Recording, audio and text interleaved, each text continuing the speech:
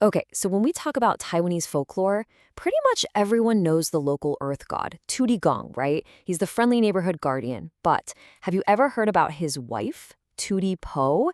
Because her story, wow, it might just be one of the most powerful and seriously misunderstood in the entire pantheon. So let me ask you this. What if a whole town built a temple just to keep the husband god from wandering off? I mean, seriously, can you imagine? It sounds like the plot of a divine sitcom, but here's the kicker. It's a totally real story. And that exact story brings us to this incredible place, the Changde Temple in Shanghua. This temple completely flips the script.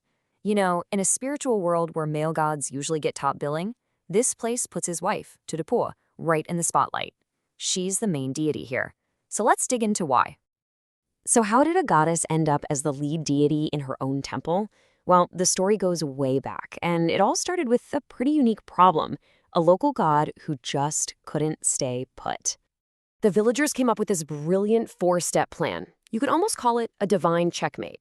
First, the problem. They noticed their beloved Tudegong was always wandering off, leaving them unprotected. So step two, the light bulb moment. What's the absolute best way to manage a husband who won't stay put? You get his wife involved. So for step three, they actually built an entirely new temple just for Tudipo, and they placed it strategically right in his path. And the result? It totally worked. This divine little checkpoint kept Tudegong exactly where he was supposed to be. And this tradition is so powerful that even today, you'll hear worshippers at the Changde Temple say things just like this. They honor Tudipo first. She isn't just a sidekick here. She is absolutely the main event. Okay, but wait a minute. If she's so important, why do so many old stories kind of paint her in a bad light? This brings us to the famous legend that earned her a reputation for being, well, a little stingy. So the legend goes something like this. You've got Tujigong, who is just this incredibly kind-hearted god. He sees all the poor people suffering, and he comes up with this grand plan. He's going to use his divine powers to make every single one of them rich, end poverty forever.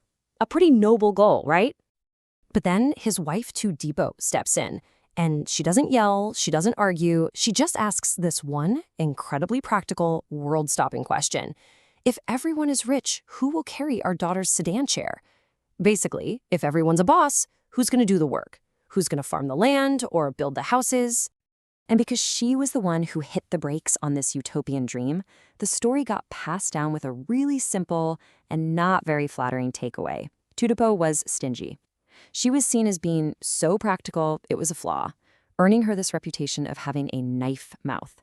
You know, someone whose words are sharp, cutting, and maybe even a little cruel. But is that really the whole story?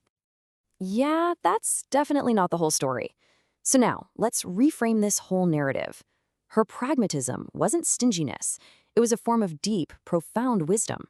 She wasn't an obstacle. She was providing a necessary balance. Think of her less as a nag and more like a high-ranking government official, the divine minister of the interior. And this slide really lays out their dynamic perfectly. Tudigong, he's the idealist, the compassionate head of state who wants to grant all these grand wishes. But Tudipo, she's the pragmatist. She's the minister of the interior, and her job is to make sure society actually keeps running. They aren't fighting each other. They're two sides of the same coin, creating this perfect divine balance. So what does a divine minister of the interior actually do? Well, her job is to manage all the essential, practical stuff: the money, the stability of the family, and the very fabric of social order. While her husband's out there dreaming big, she's the one making sure the lights stay on at home. And her divine responsibilities? They aren't some abstract, up-in-the-clouds concepts. They're the bedrock of everyday life. We're talking about making sure there's harmony at home, protecting the family's finances so money doesn't just leak away. She's a powerful protector of women and children. And, get this, she's even the one you go to help cut off unhealthy relationships or to find a really good life partner. She's basically the goddess of getting your life in order. So why is this ancient goddess feeling more relevant today than ever before? Well, because her brand of practical, no-nonsense wisdom is exactly what so many of us need to navigate our crazy modern lives. Think about it.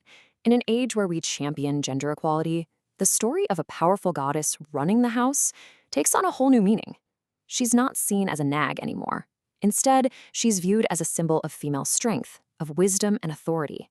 She's a goddess who commands respect for doing the essential work that keeps everything stable. And that really reflects a huge modern cultural shift. For anyone interested, there are a few key dates to connect with Chudipo. Her most popular birthday is on the 18th day of the 3rd lunar month.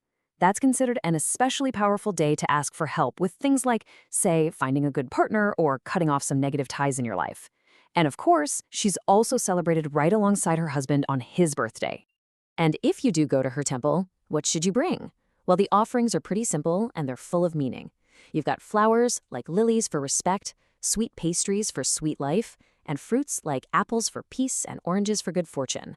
But honestly, more than any of that, sincerity is the most important offering you can bring. So the next time you find yourself in a temple and you're paying respects to Turigong, just take a second. Look to his right, because you'll probably find her there, the pragmatic, powerful goddess who quietly makes sure that the world doesn't just dream, but that it actually works. And that really leaves us with one final thought to chew on. In our world, a world that's so focused on chasing big, flashy dreams, have we maybe forgotten the wisdom of keeping things in order? Have we forgotten the essential grounding wisdom of to-do? The wisdom of maintaining order, securing our foundations, and just appreciating the people who make sure the world keeps on spinning every single day?